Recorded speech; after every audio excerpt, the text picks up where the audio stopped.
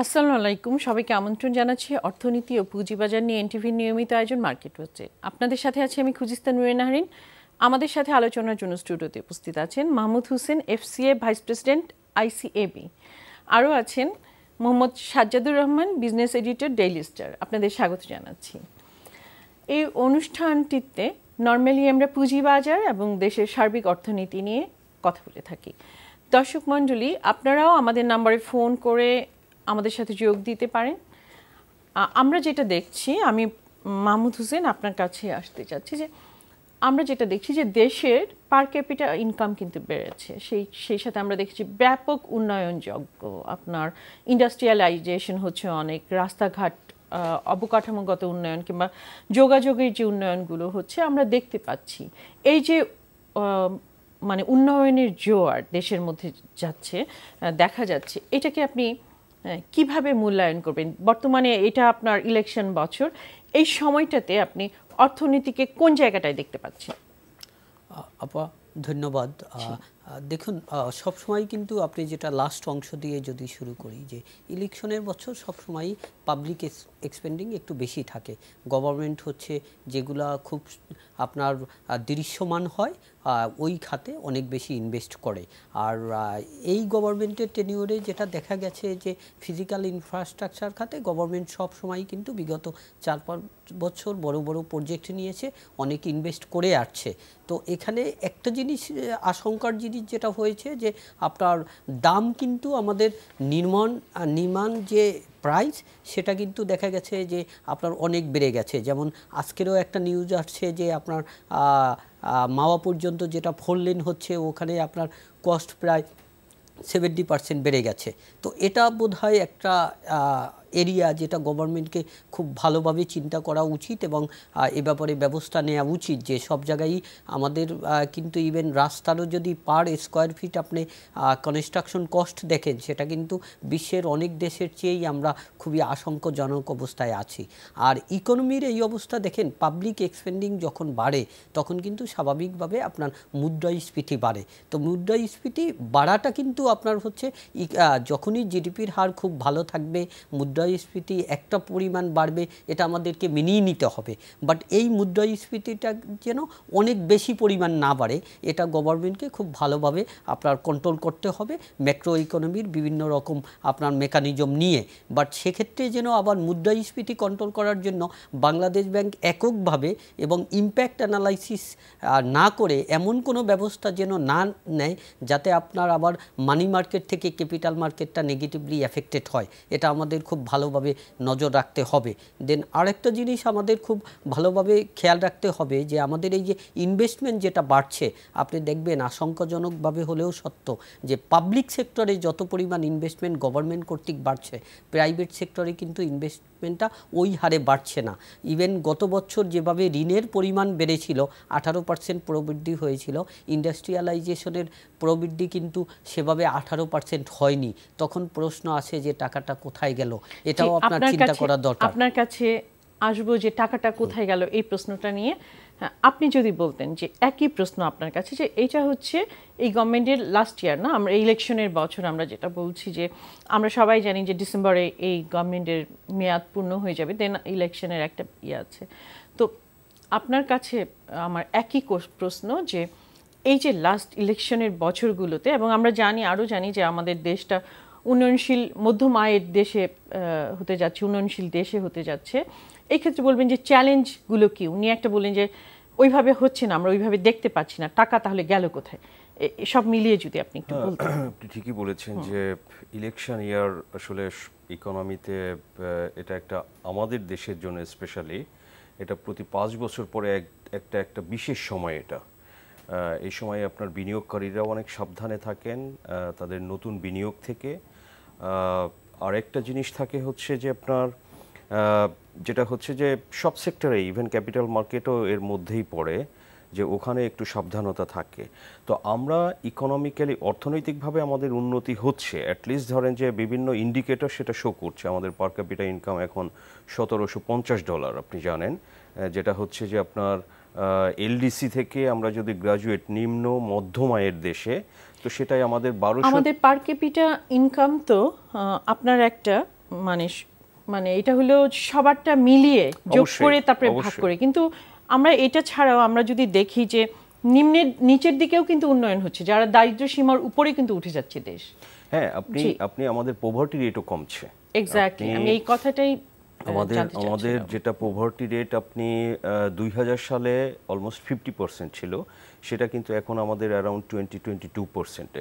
So সেটাও proportionately আপনার economic ডেভেলপমেন্টের সাথে সেটাও কমেছে। তো এখন এই বছরে ইলেকশন ইয়ারে যেটা মাহমুদ সাহেব বললেন যে আপনার পাবলিক স্পেন্ডিং স্পেশালি সরকারের খরচটা বাড়ে এবং সেটা ইলেকশন, সো ভোটারদের একটু অ্যাট্রাক্ট করা, এই সমস্ত বিষয় থাকে। সো সেরকম হয়তো বাট এই সরকারের যে ট্রেন্ডটা, এই ডেভেলপমেন্টটা কিন্তু কন্টিনিউ করছে। গত কয়েক বছর ধরে তারা অনেক মেগা প্রজেক্ট নিয়েছে, সেগুলো ফেজ ওয়াইজ ইমপ্লিমেন্ট হচ্ছে। সো এই বছর আপনি জানেন যে অর্থমন্ত্রী অলরেডি বলেছেন যে এই বছরে সেরকম নতুন কিছু থাকবে না, আগের বছরেরই একটা কন্টিনিউয়েশন থাকবে।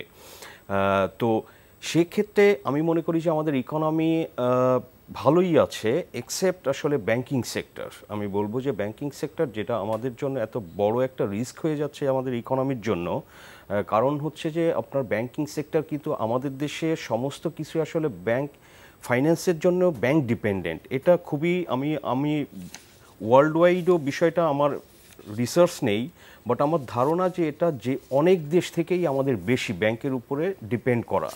যে কোনো আপনি যে কোনো প্রজেক্ট করুক, ইন্ডাস্ট্রি করুক, বড় একটা দোকান করুক, সবাই কিন্তু আসলে ব্যাংক লোনের উপরে ডিপেন্ডেন্ট। আমাদের দেশে বন্ড মার্কেট নাই, আমাদের দেশে ক্যাপিটাল মার্কেট অত ডেভেলপমেন্ট না, ভালো কোনো কোম্পানি ক্যাপিটাল মার্কেটে যায় না। সো সবাই করে কি ব্যাংকের লোন নেয়।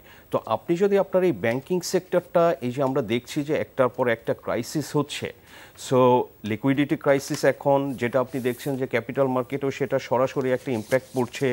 অনেক সিআরআরে ছাড় দেওয়া হইলো, গভর্নমেন্ট ডিপোজিট প্রাইভেটের সাথে শেয়ার করা হলো। সো তারপরেও কিন্তু জিনিসটা আসলে সলভ হচ্ছে না। জি, আপনার কাছে আবার আসবো মাহমুদ হোসেন। আমি এই কথাটা নিয়েই বলতে চাচ্ছি। এই যে সাজ্জাদ হোসেন বললেন, সাজ্জাদুর রহমান বললেন যে আপনার এডি রেশিওতে কিন্তু টাইম এক্সটেনশন করে দেওয়া হয়েছে, যেটা 1.5% কমানো হয়েছিল, যার টাইমটা অনেক এক্সটেনশন করা হয়েছে। সিআরআরটা 1% কমানো হয়েছে। তারপর আরও একটা যেটা সুখবর আছে যে গভর্নমেন্ট ডিপোজিটের 50% প্রাইভেট ব্যাঙ্কগুলোতে রাখতে পারবে।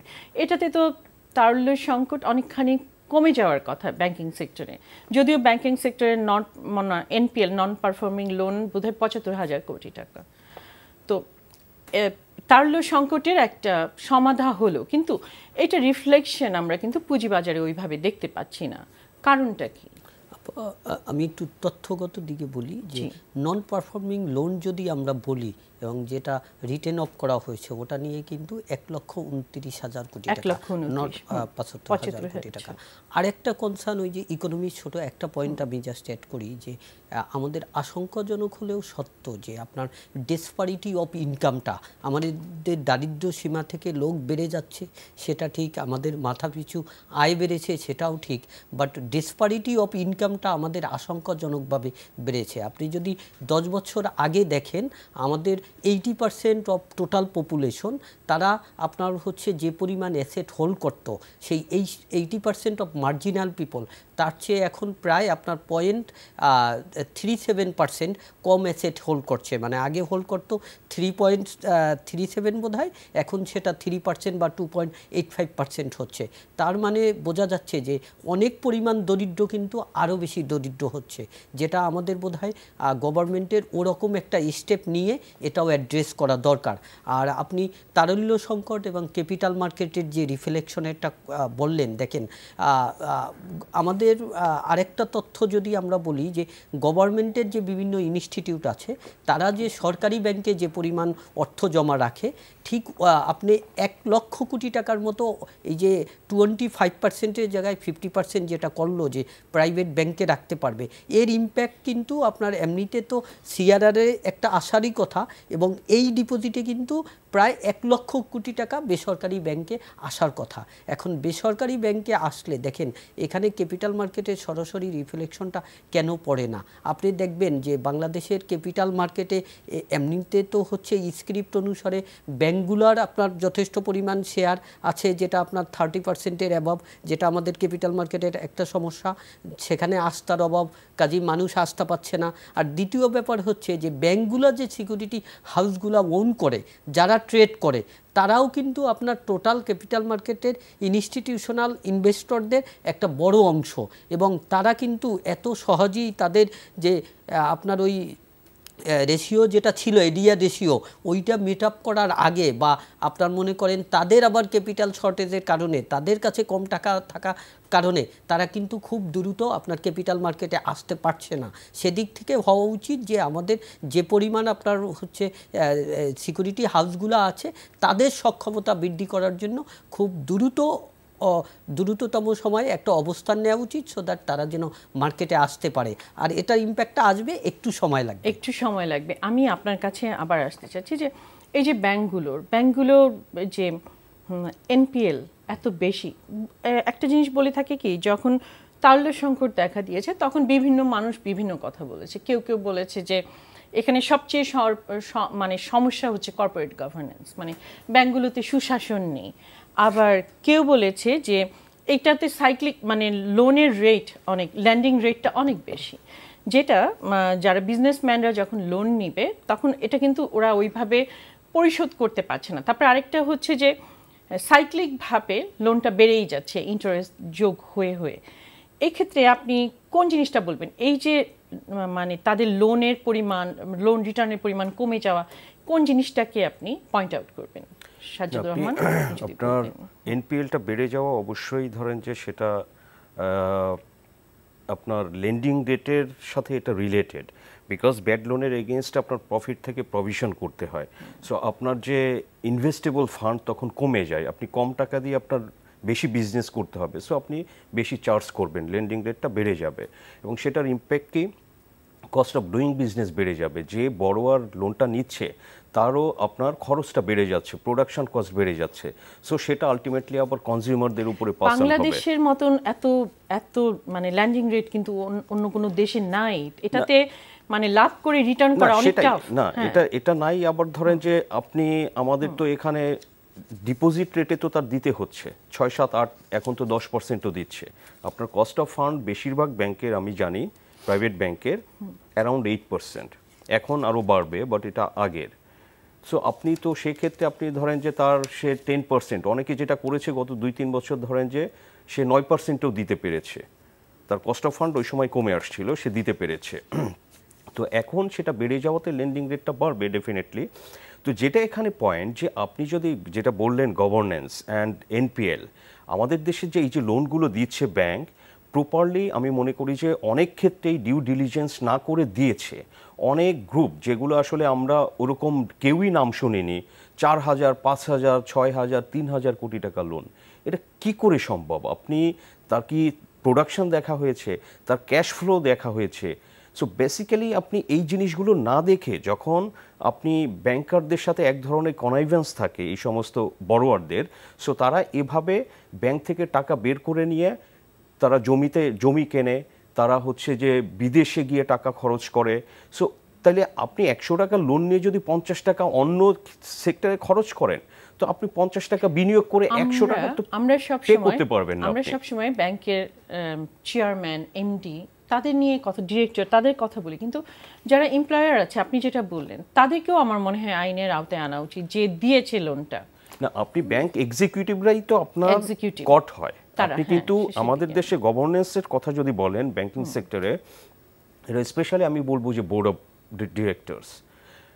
ডিরেক্টরস তারা এত বেশি ইনফ্লুয়েন্স করে, যেটা ধরেন যে আপনি বাইরে থেকে জানি না, বোর্ডের কাছে একটা এমডিও খুব ধরেন যে ছোট একটা এমপ্লয়ি। অনেক এমডি যাদের ওই রকমের গার্ডস নাই, তারা বোর্ডের সাথে কথা বলতে পারে না, বোর্ড তাদের উপরে ইম্পোজ করে দেয়। অনেক ব্যাংক আছে, আপনি ফার্স্ট জেনারেশন 2টা ব্যাংক আমি বলবো না, যে বোর্ড অফ ডিরেক্টরস তাদের বোর্ড এই 2টা ব্যাংকে শেষ করে দিচ্ছে। এদের মধ্যে কেউ বিদেশে বসে, আপনি লোন দরকার, বিদেশ থেকে অর্ডার করা হয় যে লোন দিয়ে দাও, এমডিরে বলা হয় যে লোন দিয়ে দাও, লোন দিয়ে দিচ্ছে সেগুলোর কোনো কোয়ালিটি না দেখে। বেসিক্যালি সেগুলো হচ্ছে যে লোন না, এগুলো চুরি করা হচ্ছে। কিন্তু আমার কথাটা হচ্ছে না, কিন্তু আমার কথা হচ্ছে আচ্ছা জি বলুন। আপনি এটা কেন বলছি বোর্ড অফ ডিরেক্টরস, যেসব ব্যাংকের বোর্ড অফ ডিরেক্টরস ভালো আপনি সেই সব ব্যাংক ভালো চলছে। আপনার নাম বলি ইবিএল তো বিসিসিআই যেটা হচ্ছে একটা গন কেস কলাপস হয়ে যাওয়ার পরে রিস্ট্রাকচারের পরে এটা করা হলো। সো এটা বোর্ড অফ ডিরেক্টরসের পারফরমেন্সের কারণেই কিন্তু ব্যাংকটা এখন বাংলাদেশের বেস্ট প্রাইভেট ব্যাংক। আপনি সিটি ব্যাংক, একসময় এখানে প্রচুর ঝামেলা ছিল, city bank now one of the best bank. আপনারা এগুলো নাম বলে দিচ্ছি বিকজ তাদের বোর্ড এক্সিকিউটিভদের কাজ করার সুযোগ দিয়েছে, অ্যাকাউন্টেবল করেছে, ট্রান্সপারেন্টলি কাজ করেছে। অনেক ব্যাংকই আছে নতুন ব্যাংক সহ, অনেকগুলোতে এমডিরাও ইনভলভ থাকে। এমডি কেন, একজন এমডি কি কারণে সে মেনে নিবে যে একটা রং ডিড করছে, তারা রং ডিসিশন নিচ্ছে, এমডি কেন সেটা মেনে নিবে? অবশ্যই তার কাঁধেও থাকবে, অবশ্যই আসবে। এবং কি হয়েছে দেখেন, বেসিক ব্যাংক থেকে শুরু করে সোনালী ব্যাংকের হলমার্কের কেস বা বিসমিল্লাহ যে কয়েকটা ব্যাংক, এখানে কিন্তু ব্যাংকাররাই অ্যারেস্টেড হয়েছে, তাদের মধ্যে অনেকেই জেলে আছে। আপনি কোথাও শুনেছেন যে কোনো বোর্ডের ডিরেক্টরস এটার জন্য পানিশ হয়েছে? তাদেরকেও আনা উচিত। আমি একটু আবার অন্য প্রসঙ্গে আসি মাহমুদ হোসেন, সেটা হচ্ছে যে আপনার দীর্ঘদিন যাবত যে কাহিনীটা হচ্ছে যে এক্সপোজার লিমিট, বাংলাদেশ ব্যাংক একটা প্রেশার করছে না ইনস্টিটিউশনগুলোর উপরে যে যখনই একটু মানে দাম বেড়ে যাচ্ছে শেয়ারগুলোতে তখনই তাদের প্রেশারে সেল প্রেশার আসছে। এতে করে হয়েছে কি যে শেয়ারগুলোর দাম বাড়তে পারছে না একটা লিমিটেড গণ্ডির মধ্যে, যে এত টাকা 10 টাকা উঠবে আবার 10 টাকা কমবে। এই যে একটা গ্রো করা, একটা কোম্পানি গ্রো করা, একটা মার্কেট গ্রো করা, এই জিনিসটা কিন্তু আমরা দেখতে পাচ্ছি না। এবং এক্সপোজার লিমিটের যে প্রবলেমটা, যে গাইডলাইনের অভাবে এই জিনিসটা এই সাফার অনেক দিন ধরেই কিন্তু শেয়ার বাজারটা, পুঁজিবাজারটা সাফার করছে। এটা নিয়ে যদি আপনি কিছু বলতেন। এটা খুবই অবাক করার মতো একটা বিষয়। এটা নিয়ে আমার মনে হয় যে এভরি কর্নার থেকে কথা বলা হয়েছে এবং এটা কিন্তু কোনো আন্তর্জাতিক যে মানদণ্ড আছে সেখানেও কিন্তু যায় না যে এক্সপোজার লিমিট হবে কস্ট আপনার মার্কেট প্রাইসে, দ্যাট নেভার গোস। আমি জানি না যে কেন এটা। ফোন আছে, আমি ফোন নিয়ে তারপর আবার আসছি। জি দর্শক, আপনি নাম বলে প্রশ্নটি করুন। আমার নাম কবির আহমদ চৌধুরী, চিটাগাং থেকে বলছি। জি কবির ভাই বলুন। আপনার অনুষ্ঠানটা আমরা প্রত্যেকদিন দেখি, আসলে ভালো লাগে। আপনারাও তথ্য সমৃদ্ধ কথা বলেন। তা আসলে আপনারা গোড়ায় তো যেখানে গলত সেটাতে হাত দেন না কেন? এটা হচ্ছে, আমি যেটা বলি, বাণিজ্যিক রাজধানী হিসাবে যদি আপনি ধরেন, বাণিজ্যিক রাজধানী থেকে আপনার মার্কেটটা বাড়াতে হবে। যেমন আপনি ইন্ডিয়াতে দেখেন, এখানে কোনো আপনি একটু সংক্ষেপে আমাদের, আপনি একটু সংক্ষেপে বলুন। ওইটা করাচি স্টক এক্সচেঞ্জ। তা আপনার হলো দিল্লিতে হলো, আমার ভারতে হলো বোম্বে স্টক এক্সচেঞ্জ। আর আপনার ইয়েতে চায়নাতে দেখেন সাংহাই স্টক এক্সচেঞ্জ। আপনি আপনার প্রশ্নটা একটু সংক্ষেপ করে বলুন। কেমনি চিন্তা করতে পারেন যে আপনার শেয়ার মার্কেটটা বাড়বে? ধন্যবাদ। আচ্ছা, এক্সপোজার লিমিট নিয়ে যেটা আপনার ওয়ার্ল্ড ওয়াইড যেটা হচ্ছে, দেখবেন আপনি যদি বড় বড় মার্কেটগুলো দেখেন, ইভেন ফ্রন্টিয়ার ইকোনমি তাদেরও যদি দেখেন, এমার্জিং ইকোনমি তাদেরও যদি দেখেন, এখানে কিন্তু অলওয়েজ এক্সপোজার লিমিটটা হয় কে কত পরিমাণ কস্টে কিনলো, কখনো কিন্তু মার্কেট প্রাইসে হয় না। এটা ইভেন আপনার কন্ট্রোল করাটাও কিন্তু একদম আপনার পসিবল না। তো বাংলাদেশ ব্যাংকে এটা অনেক বছর যাবতই সংশ্লিষ্ট যারা আছে বাজার সংশ্লিষ্ট, সেটা হোক ইনভেস্টর হোক, ঢাকা স্টক এক্সচেঞ্জ থেকে হোক, সিকিউরিটি এক্সচেঞ্জ কমিশন থেকে হোক, সব জায়গা থেকে কিন্তু বলা হচ্ছে। বাট ওনারা যে কেন ধরে বসে আছে যে না এটা নিয়ে কিছু করবই না এবং কিছু করছে না, এটাই অবাক হওয়ার বিষয়। তো আমার মনে হয় যে ওনাদের খুব দ্রুত সংজ্ঞাটাও না, আপনি সংজ্ঞাটাও দেখেন যে ওরা ক্লিয়ার করছে না। ইকুইটি যে কোনো অন্য কোনো নন লিস্টেড কোম্পানিতেও করলে ওইটাও তারা এক্সপোজার লিমিটের মধ্যে হওয়ার কথা না, কিন্তু এটা কিন্তু কোনোভাবেই হওয়ার কথা না। কেন যে ওনারা করছে না, এটাই রাদার একটা আপনার খুবই একটা ইন্টারেস্টিং ইস্যু হয়ে দাঁড়িয়েছে। এটা খুব দ্রুত করা দরকার এবং আমার মনে হয় যে বিগত কিছুদিনে যেহেতু সরকারের নীতি নির্ধারণী মহল থেকে শেয়ার মার্কেটের ব্যাপারে খুব ভালো স্টেপ আসছে, আমি আশা করতে চাই যে এ ব্যাপারেও আসবেন এবং বাংলাদেশ ব্যাংক এ ব্যাপারে কিছু করবেন। ইভেন যদি এটা আপনার কোনো পাঁচতারা হোটেলে বসেও করে তাও আমরা মনে কিছু করব না, বাট এটা করা উচিত। আর দর্শক যে প্রশ্নটা করলো যে বাণিজ্যিক নগরীতে শেয়ার মার্কেটটা কেন অত ভালো হচ্ছে না, দর্শকের প্রতি যথাযথ সম্মান রেখেই বলছি যে এখন কিন্তু আপনার এক সময় 10 বছর আগে বা 20 বছর আগে আমাদের বাণিজ্যিক নগরী হিসাবে চিটাগংয়ে যত বেশি শিল্প কারখানা ছিল বা ব্যবসা বাণিজ্য ছিল, আস্তে আস্তে কিন্তু ঢাকা সেন্ট্রিক হওয়ার জন্য আমাদের এখন কিন্তু অনেকগুলো কোম্পানি ইভেন হেড অফিস পর্যন্ত ঢাকায় চলে আসছে। এক্সপোর্ট প্রসেসিং জোন হওয়ার কারণে কিন্তু আপনার বিভিন্ন জায়গায় ছড়িয়ে ছিটিয়ে আছে। তো তারপরেও অবশ্যই চিটাগং আমাদের জন্য অনেক বড় একটা সিটি, ওখানে আরও শেয়ার মার্কেটটা ভালো হওয়া উচিত এবং এ ব্যাপারে চিটাগং স্টক এক্সচেঞ্জের ক্যাপাবেল একজন সিইও আছে, ওনারা এবং স্টক এক্সচেঞ্জ ওনারা স্টেপ নেবে এবং ইকোনমির জন্য ভালো হবে বলে আশা রাখি। আমি আপনার সাথে একটু অ্যাড করি এটাতে। এটা হয়েছে কি, চিটাগং যেহেতু বাণিজ্যিক জায়গা, বাণিজ্যিক রাজধানী আমাদের, ওখানে হয়েছে কি অনেক স্কোপ আছে। ওখানে আমার নিজেরও একটা হাউস ছিল কিংবা একটা স্টক এক্সচেঞ্জ আছে, ওখানে লোকজন কিন্তু ওইভাবে শেয়ার বাজারে মানে ইন্টারেস্টেড না। আমি যতটুকুন দেখেছি আমার মানে পার্সোনাল অভিজ্ঞতা থেকে, তাদের কাছে কি এত বেশি সোর্সেস আছে, তারা অন্যখানে বেশি ইন্টারেস্টেড। আর শেয়ার বাজার হয়েছে কি যে এখন অনলাইন হয়ে যাওয়ার কারণে মানে সে চিটাগং কেন, সেই প্রত্যন্ত অঞ্চল কক্সবাজার কিংবা অন্য কোথাও সোনাদিয়াতে থেকেও কিন্তু করতে পারছে, মানে প্রত্যন্ত অঞ্চল থেকে করতে পারছে, কারণ মোবাইল অ্যাপস আছে আমাদের, যার কারণে ঢাকাতেই সবাই মানে ওইটা কেউ চিন্তা করছে না এখন আর যেটা হয়েছে। আমি একটু সাজ্জাদুর রহমান আপনার কাছে আসতে চাচ্ছি, সেটা হচ্ছে যে আমরা দেখেছি রিসেন্টলি, এটা ডিভিডেন্ড মৌসুম, আমরা দেখেছি যে অনেকগুলো কোম্পানি ভালো মুনাফা ভালো ইনকাম করেছে, ইপিএস ভালো দেখেছে, তারপরেও ওরা ওইভাবে ডিভিডেন্ডটা দিচ্ছে না। বিনিয়োগকারীদের একটা অভিযোগ হচ্ছে তারা ওইভাবে ইনসেন্টিভ পাচ্ছে না। এটা নিয়ে যদি বলতেন যে কেন এরকম হচ্ছে। না, এটা ঠিকই বলেছেন আপনি। এই সময়টাতে হচ্ছে যে আপনার ইয়ার এন্ডিং এবং ডিভিডেন্ড দেওয়ার সময়, সো অনেক ইনভেস্টর, অনেক ধরেন যে ছোট ছোট ইনভেস্টর, তারা কিন্তু এই ডিভিডেন্ডটার উপরেই তারা ডিপেন্ড করে বছর শেষে যে একটা ভালো ডিভিডেন্ড তারা পেতে পারে। কিন্তু আনফর্চুনেটলি যেটা হচ্ছে যে, আমি ফর এক্সাম্পল নাম নিয়েই বলছি যে ডাচ বাংলা ব্যাংকের আপনার ইপিএস হলো হচ্ছে 12 টাকা 28 পয়সা। সো ওরা ডিভিডেন্ড দিয়েছে 30%, মানে 3 টাকা মাত্র। এই যে 9 টাকা 28 পয়সা তারা রেখে দিল, সো এটা আসলে ওকে, এটা বেআইনি কিছু না, তারা এটা রিইনভেস্ট করবে, তারা আরও নেক্সট ইয়ারে আরও বেশি প্রফিট করতে চায় বা ইনভেস্ট করতে চায়, সো সেগুলোর এক ধরনের ব্যাখ্যা থাকা দরকার। কিন্তু আপনি এই যে 12 টাকা থেকে 3 টাকা আপনি ডিভিডেন্ড দিলেন, তো সেটার কোনো ব্যাখ্যা নাই, আমাদের রেগুলেটররাও সেটা নিয়ে প্রশ্ন নাই। অনেক ইনভেস্টর কিন্তু তারা কিন্তু তাদের প্রফিটটা দেখে কিন্তু বিনিয়োগ করেন। আপনি যে কোয়ার্টারলি আর্নিংটা ডিসক্লোজ করেন স্টক এক্সচেঞ্জে, তো সেখানে কিন্তু আমি দেখছি যে ডাচ বাংলার ফার্স্ট কোয়ার্টারে, তো সেকেন্ড কোয়ার্টারে, থার্ড কোয়ার্টারে আরও বাড়ছে।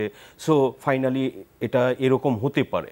সো ইনভেস্টরদের যেসব ইন্ডিকেটরগুলো তারা অ্যানালাইজ করে ইনভেস্ট করে, তো এগুলো কিন্তু অন্যতম।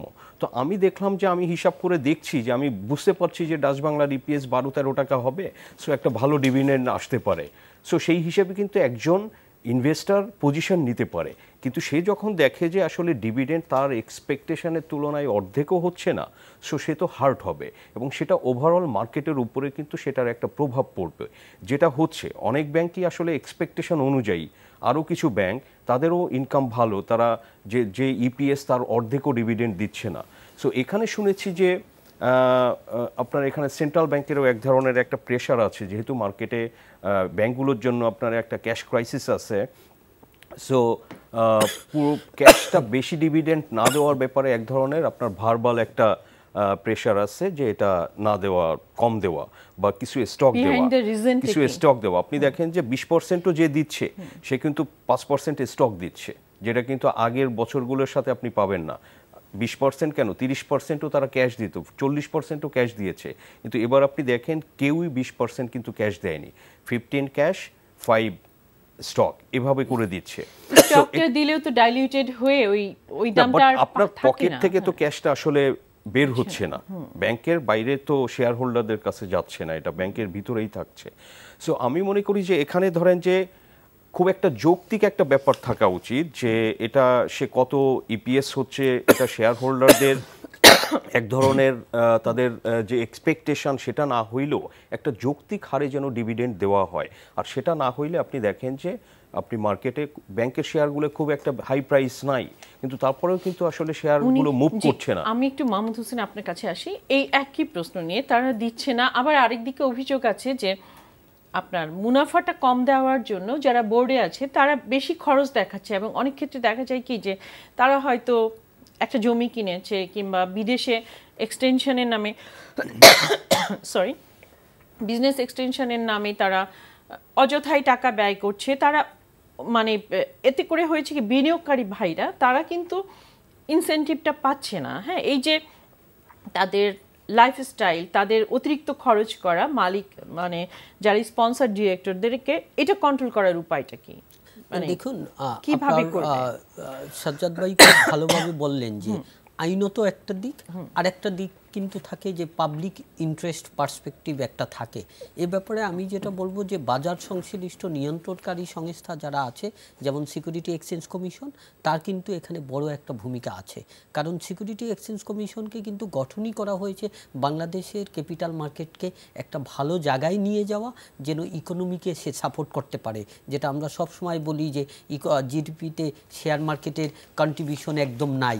এখানে ঢাকা স্টক এক্সচেঞ্জেরও বড় একটা রোল আছে, কারণ যারা এখানে লিস্টেড হচ্ছে তারা যে ঠিকমতো ডিভিডেন্ড দিচ্ছে না, এবং যাদের ফ্যামিলি এই ডিভিডেন্ডের উপর বেস করে আপনার শেয়ার মার্কেটে ইনভেস্ট করছে, যাদেরকে করাতে আমরা বিভিন্ন সময় আপনার মোটিভেট করছি, তারা যে এফেক্টেড হচ্ছে। এখানে ঢাকা স্টক এক্সচেঞ্জেরও কিন্তু একটা প্রেশার গ্রুপ ক্রিয়েট করা উচিত, এবং ব্যাংকগুলোকে বা বিভিন্ন কোম্পানিগুলোকে বলা উচিত যে দেখো, তোমাদের কিন্তু ইনভেস্টরদের প্রতিও একটা বড় দায়িত্ব আছে। আপনাকে খুব ছোট করে যদি বলি যে দেখেন, ইথিক্যাল পার্ট একটা আছি। আর ছোট করে যদি বলি যে ব্যাংকগুলো এখন প্রচণ্ড ক্রেজি হয়ে ইভেন 11%, 12% পর্যন্ত কিছু কিছু ব্যাংক এফডিআর নিচ্ছে। সেখানে আপনার শেয়ার মার্কেট থেকে সে ক্যাপিটাল রেজ করলে তার জন্যও কিন্তু সে ক্যাপিটাল রেজ করতে পারে, এবং খুবই কম মূল্যে কিন্তু রেজ করতে পারে।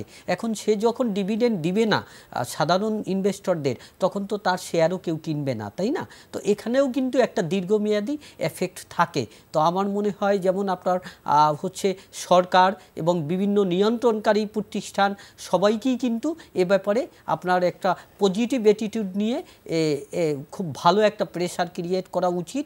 বিভিন্ন শুধুমাত্র ব্যাংক না, বিভিন্ন কোম্পানিগুলোকে আপনি দেখেন কোয়াইট ইন্টারেস্টিংলি জেড ক্যাটাগরি বা ইভেন এমন কোম্পানিও শুনবেন যাদের প্রফিট নাই, তারা নাকি বিভিন্ন সময় আপনার ভুয়া প্রফিট দেখিয়ে তারা ডিভিডেন্ড দিচ্ছে, অথচ যাদের সত্যিকার অর্থে প্রফিট আছে তারা দিচ্ছে না। তো জিনিসটা আপনি দেখেন কেমন একটা বিষয়। না, এটা সাংঘাতিক দুঃখজনক, কারণ বিনিয়োগকারী ভাইরা কিন্তু তারা প্রসপেক্টাস দেখে হিসেব করে বিনিয়োগ করে, তারপরে যদি তাদের সাথে প্রতারণা করা হয়, এটাকে এর থেকে দুঃখ মানে ডিমোরালাইজ আর কোনো কিছু হতে পারে না। আমি আপনার কাছে একটু আসি সাজ্জাদুর রহমান। সেটা হচ্ছে যে সামনেই বাজেট আমাদের, একদিকে ইলেকশনের বছর, একদিকে তারল্য সংকট।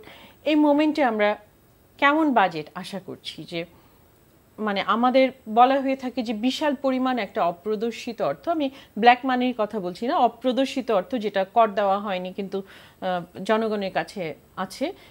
আপনি কতটুকুন পসিবিলিটি মনে করেন যে অপ্রদর্শিত অর্থটাকে যদি এখন মানে বৈধ করার একটা উপায় দেওয়া যেত, তাহলে এটা কি ইম্প্যাক্ট ফেলবে বলে মনে করছেন সার্বিক অর্থনীতি? শুনেন, আমাদের এখানে এই অপ্রদর্শিত অর্থ যেটা আনট্যাক্সড মানি, আমি ব্ল্যাক মানি না বলে আনট্যাক্সড মানি বলছি, এটার পরিমাণ আসলে অনেক, এবং সেটা মূলত আমাদের এখানে যায় প্রপার্টিজে, আপনি ল্যান্ড অ্যান্ড ফ্ল্যাট এই ধরনের ইনভেস্টমেন্টে যায়। এবং সরকার, আপনি জানেন যে আমাদের বিভিন্ন সরকার বিভিন্ন সময়ে আমি আপনার সাথে একটা জিনিস যোগ করি, যেমন আমাদের দেশে ট্যাক্স পেয়ার কিন্তু অনেক কম, অনেকে অনেক টাকা ইনকাম করছে, কিন্তু তাদের মানে অনেকের আছে যে টিন নাম্বার পর্যন্ত নাই, তাই না? বিভিন্ন ডায়াগনস্টিক সেন্টার, ডাক্তার, বিউটিশিয়ান অনেকের কাছেই আছে, যে অনেকেই অনেক টাকা ইনকাম করে কিন্তু ওদের ওইভাবে নাই। তাদেরকেও পরিধিটাও বাড়ানো প্রয়োজন। অবশ্যই আমি আসছি। আপনার এই যে অপ্রদর্শিত অর্থ যেটা বললেন, তো এটা আপনার আমাদের দেশে যাচ্ছে বিনিয়োগগুলো হচ্ছে যে আপনার বেসিক্যালি আপনার ল্যান্ড এবং ফ্ল্যাট এই ধরনের প্রপার্টি বাইংয়ে। যেখানে হচ্ছে যে খুব ইজিলি এটা ফাঁকি দেওয়া যায়। আপনার লিগ্যাল মানি আনট্যাক্সড হয়ে যাচ্ছে। যখন আপনি 1 কোটি টাকা দিয়ে একটা ফ্ল্যাট কিনলেন, আপনি সেটা রেজিস্ট্রেশন, গভর্নমেন্টের প্রাইস হচ্ছে 30 লাখ। সো আপনি 30 লাখসে রেজিস্ট্রেশন করছেন, ওই রেজিস্ট্রেশন কস্টটা, ওইখানে যে ট্যাক্সটা আপনার সেভ হচ্ছে।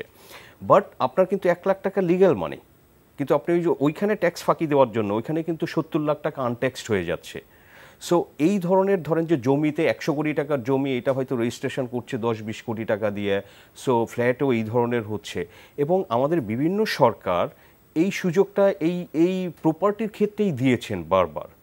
তো আমি মনে করি এবারও রিহ্যাব এটাই ক্লেম করেছে। আমি মনে করি যে এটা একটা অযৌক্তিক ব্যাপার, বিকজ এটা দুইটা, একটা ডাবল ব্লো বলি আমি। এটা হচ্ছে যে একটা হচ্ছে যে এই আনট্যাক্স মানি ইনভেস্টমেন্টের সুযোগের কারণে এটার প্রাইসটা বেড়ে যায়। সো এখানে সাধারণ এবং যারা অনেস্ট লোক, অনেস্ট ট্যাক্স পেয়ার, তাদের বাইং ক্যাপাসিটির বাইরে চলে যায়। বিকজ করাপ্ট পিপলরা, আজকে একজন সরকারি লোক যদি বলেন যে অনেক ঘুষ খাওয়ার স্কোপ আছে তার, সে খাচ্ছেও, সো সে টাকাটা কি করবে? সে তো আর ঘরে রাখবে না, আর এখন ব্যাংকে রাখাটাও এত সহজ না। সো সে আসলে 10টা ফ্ল্যাট কিনবে, 100টা ফ্ল্যাট কিনবে। অনেকের নাকি এরকম আছে, সম্পদের উপরে করার অনেকের নাকি এরকম আছে যে আপনার 10টা, 20টা, 50টা ফ্ল্যাট, বিকজ তার তো আসলে আর কিছু করার নাই। প্রোডাক্টিভ খাতে হচ্ছে না। সম্পদের উপরে আপনি কর বসাইলেই যে এটা হবে, আপনি কি বসাবেন? আমি যদি আমার আত্মীয় স্বজন সবার নামে 50টা ফ্ল্যাট কিনি, তো আমি তো হচ্ছি না, আমার থেকে তো 50টা ট্যাক্স নিতে পারছে না। সো সেটা না, আপনি এখানে হচ্ছে যে আরেকটা হচ্ছে যে আপনি এটা প্রোডাক্টিভ সেক্টর থেকে টাকাটা চলে আসে এই সমস্ত আনপ্রোডাক্টিভ সেক্টরে। আপনি প্রপার্টি প্রাইস এত বাড়ার কারণ বাংলাদেশে ঘুষ দুর্নীতির কারণ। পৃথিবীতে ধরেন যে এত হতে পারে না, আপনি আপনার ইনকাম লেভেলের সাথে এখানে প্রপার্টি প্রাইস মেলে না। আমি আপনার সাথে একটু অ্যাড করি, even in America, Canada, Europe সবখানের থেকে কিন্তু ঢাকা শহরে জমির দাম বেশি, বাড়ির দাম বেশি। এক্স্যাক্টলি। তো এটার কারণই হচ্ছে যে আমাদের ঘুষ এবং দুর্নীতির টাকাটা, সম্পূর্ণ টাকাটা এই সেক্টরে যাচ্ছে। ঘুষ দুর্নীতির টাকা দিয়ে কেউ কিন্তু ইন্ডাস্ট্রি করছে না, সেটা করতেও পারে না, বিকজ আপনার ওখানে একটা ট্যাক্স প্রোফাইল লাগে, আপনার ব্যাংকে প্রপোজাল জমা দিতে হবে। সো আপনি এই টাকাটা তো ঘুষের টাকা আপনি নিতে পারছেন না। সো আপনার প্রশ্ন যেটা ছিল যে এই অপ্রদর্শিত অর্থ, যেহেতু এটা আমাদের ইকোনমিতে হিউজ, আমি মনে করি যে এটা যদি সরকার অ্যালাউ করে নেক্সট বাজেটে, সেটা করা উচিত। প্রোডাক্টিভ সেক্টরে যে ভাই তুমি একটা ইন্ডাস্ট্রি করলে নির্দিষ্ট পরিমাণ একটা ট্যাক্স দিয়ে তুমি এটা ইন্ডাস্ট্রিতে বিনিয়োগ করতে পারো। এলএনজি আসতেছে, আপনার গ্যাস কানেকশন পাবে। সো ইন্ডাস্ট্রিয়াল সেক্টরের জন্য আমি মনে করি যে এটা দেওয়া উচিত, নট রিয়েল এস্টেটে এটা এখনই অফ করে দেওয়া উচিত।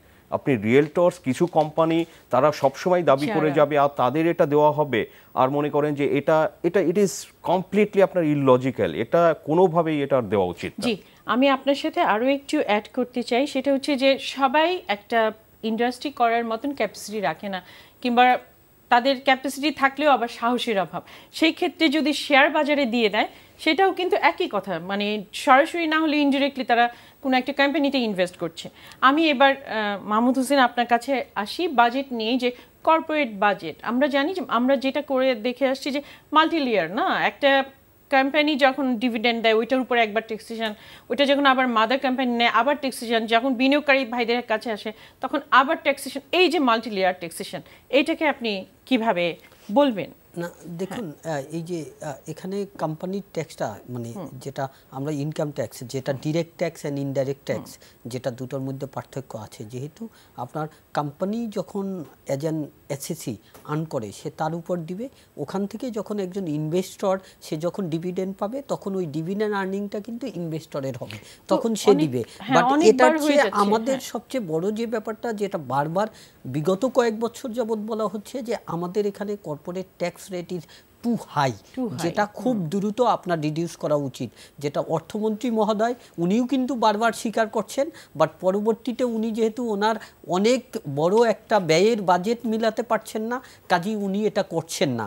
বাট আমার মনে হয় যে খুব দ্রুত এই ট্যাক্সের রেটটা যদি, কর্পোরেট ট্যাক্সের রেটটা বাড়ায়, এটা কিন্তু গভর্নমেন্টের ট্যাক্স আর্নিং, কর্পোরেট ট্যাক্স আর্নিংটা কমাবে না, ইন টোটাল এটা আরও বাড়াবে। এবং আমরা যে বিদেশি ইনভেস্টমেন্টের জন্য বিভিন্ন জায়গায় হন্য হয়ে ঘুরি, বিভিন্ন দাঁড়ে দাঁড়ে ঘুরি, আমাদের কর্পোরেট ট্যাক্স রেট যদি কমিয়ে দেওয়া হয় তাহলে আপনার দেখা যাবে এখানে বিদেশি ইনভেস্টমেন্টও বাড়বে। ইভেন বাংলাদেশ থেকে যে পরিমাণ টাকা পাচার হয়, যেহেতু এখানে অনেক পরিমাণ দিতে হয় ট্যাক্স, কর্পোরেট ট্যাক্স রেট, এটাও কিন্তু কমবে এবং দেশের টাকা দেশেই রয়ে যাবে। এটা খুব দ্রুত কিন্তু আপনার মনে করেন করা উচিত। এবং আরেকটা ইম্পর্টেন্ট ব্যাপার, আমি জাস্ট ওই যে আপনার অপরিদর্শিত আয় নিয়ে একটা সেন্টেন্স অ্যাড করি, যে দেখেন এটার ভাইয়া তো বলছে ডাবল ইফেক্ট, এটার আসলে ট্রিপল ইফেক্ট। কারণ সম্পদের উপর একটা ট্যাক্স আছে আমাদের ইনকাম ট্যাক্সে, যেটাকে আমরা বলি সারচার্জ। ওই সারচার্জে বলা আছে যে কারোর যদি নেট অ্যাসেটের পরিমাণ 2,25,00,000 হয় তাহলে তাকে 10% দিতে হবে। ওটাও কিন্তু কমিয়ে রাখার জন্য অনেকে দেখা যায় যে কম পরিমাণ প্রাইসে জমি অথবা তার প্রপার্টি রেজিস্টার করে। সেক্ষেত্রে গভর্নমেন্টের করা উচিত, যেহেতু আপনার গভর্নমেন্টের declared price plus actual market price অনেক বেশি ফারাক, এটা খুব দ্রুত যৌক্তিক পর্যায়ে বাড়ানো উচিত, তাহলে গভর্নমেন্টেরও ট্যাক্স বাড়বে। আবার এদিকে কিন্তু আপনার অপরিদর্শিত মানি এখানে ইনভেস্টমেন্টও কম হবে, যেটা শেয়ার মার্কেটেও আসবে, ইভেন ব্যাংকেও আসবে এবং আপনার সাইকেল হয়ে কিন্তু ইন্ডাস্ট্রিয়ালাইজেশনে চলে যাবে। এটা আমার বিশ্বাস। দেশের উন্নয়ন আমরা চাই, দেশের উন্নয়ন আমাদের একমাত্র কাম্য। এক্ষেত্রে আমি একটু পলিসি নিয়ে কথা বলতে চাই, যে পলিসি ফর্মুলেট করার ক্ষেত্রে আমরা দেখছি যে যারা রেগুলেটর আছেন তাদের কিছুদিন যাবত আমরা দেখেছি যে প্রায়শই দেখে থাকি আসলে যে প্রিভেন্টিভ মেজার না নিয়ে তারা মানে আপনার প্রোটেক্টিভ মেজার নিচ্ছেন। যে কোনো একটা পলিসি ফর্মুলেট করার পরে যখন তারা নেগেটিভ ইম্প্যাক্ট দেখছেন তখন আবার তারা রিশিডিউল করছেন, তারা আবার ওইটাকে চেঞ্জ করছেন। হ্যাঁ, তো এইটা কেন? এতে করে তো অনেক ক্ষতি হয়ে যাচ্ছে মানুষের। হ্যাঁ, এটাকে আপনি যেমন এডি রেশিও, রিসেন্টলি আমরা এডি রেশিওর ক্ষেত্রে দেখেছি, কিংবা আমি আরেকটা সাল আমি উল্লেখ করতে চাই, 2010 সাল বাংলাদেশ ব্যাংকের ডিসিশনের কারণে কিন্তু শেয়ার বাজারগুলো ইফেক্ট হয়েছিল ওইভাবে, এবং এইবারও কিন্তু এটার ব্যত্যয় আমরা দেখছি না। এটা নিয়ে যদি আপনি ঠিকই বলেছেন, আমাদের এটা সব সরকারই দেখেছি আমরা, এটা বাংলাদেশের হয়তো এক ধরনের, এটা আপনি সংক্ষেপে বলবেন, আপনিও বলবেন। এটা আমরা হচ্ছে অ্যাডহক বেসিসে সবকিছু করি। আপনি কোনো একটা ঘটনা ঘটার পরে আমরা ওইটার একটা প্রিভেন্টিভ মেজার্স বা কি করা যেতে পারে, সেটা ইনক্লুডিং রানা প্লাজা থেকে শুরু করে আপনি যখন ঘটনা ঘটে তখন একটা অ্যাডহক লিকুইডিটি ক্রাইসিস হয়েছে, সাথে আমরা সিআরআর। সো এখানে ইম্প্যাক্ট অ্যাসেস করে আপনি লং টার্মে কি করা যেতে পারে। এই যে কর্পোরেট ট্যাক্স নিয়ে যেটা আলোচনা হচ্ছে যে এটা high rate, high rate, so এটা আপনি একবারে কমানো দরকার নাই। So give a road map যে আপনি 5-10 ইয়ার্সে কর্পোরেট ট্যাক্সটা এইভাবে করতে চান, আপনি ক্যাপিটাল মার্কেট নিয়ে 10 ইয়ার্সে আপনি এই ধরনের করতে চান, আপনি বিদেশি কোম্পানি আনতে চান এই কয়টা, আপনি দেশি কোম্পানি বড় বড় কোম্পানি আনতে চান, এই ধরনের ইনসেন্টিভ দিতে চান, আপনি এফডিআই আনতে চান, আপনি 10 বছরের একটা পলিসি দেন এই ধরনের হবে। সো আমি মনে করি যে এই যে লং টার্ম পলিসি এবং আমাদের ভিশনের একটা অভাব আছে, আমরা খুবই শর্ট টার্ম দেখি এবং জাস্ট অ্যাডহক এটা ঘটলো, সো এটার একটা কিছু করে রাস্তা ভেঙে গেলে যেমন একটু ভরে দেই, আর 30 সেকেন্ডে যদি এটাই হচ্ছে যে বিষয়। আপনি যদি কোনো একটা লাইন অ্যাড করতে চান, আমার কাছে সবচেয়ে বড় ব্যাপার মনে হয় এখানে সরকারের মেধাশূন্যতার অভাব। কাজেই ফায়ার ফাইটিং করে, এরা কখনো লং টার্ম স্ট্র্যাটেজি তৈরি করে না, যেটা সামনে আছে জাস্ট ফায়ার ফাইটিংয়ের মতো করে, আলটিমেটলি ইকোনমি সাফার করে, আলটিমেটলি আপনার মানুষ সাফার করে। তো এটা আপনার মনে করেন খুব অর্গানাইজভাবে আপনার প্রফেশনাল যারা আছে, যারা এই ব্যাপারে প্রচণ্ড বিশেষজ্ঞ আছে, তাদেরকে দিয়ে কিন্তু এটা করা উচিত। কারণ ইকোনমি এমন পর্যায়ে গিয়েছে এখন কিন্তু ফায়ার ফাইটার দিয়ে এটা চলবে না, সেটা আমাদের স্বীকার করতে হবে। জি, পলিসি মেকারদেরও পরবর্তী সময়ে খেয়াল রাখা উচিত যাতে তাদের মানে অপরিণামদর্শিতার দাম সাধারণ বিনিয়োগকারী ভাইদের দিতে না হয়। এই অনুষ্ঠানটি এখানেই শেষ করতে হচ্ছে। উল্লেখযোগ্য অংশ আগামীকাল প্রকাশিত হবে দৈনিক শেয়ার বিজে। আমাদের সাথে থাকার জন্য আপনাদের অনেক অনেক ধন্যবাদ।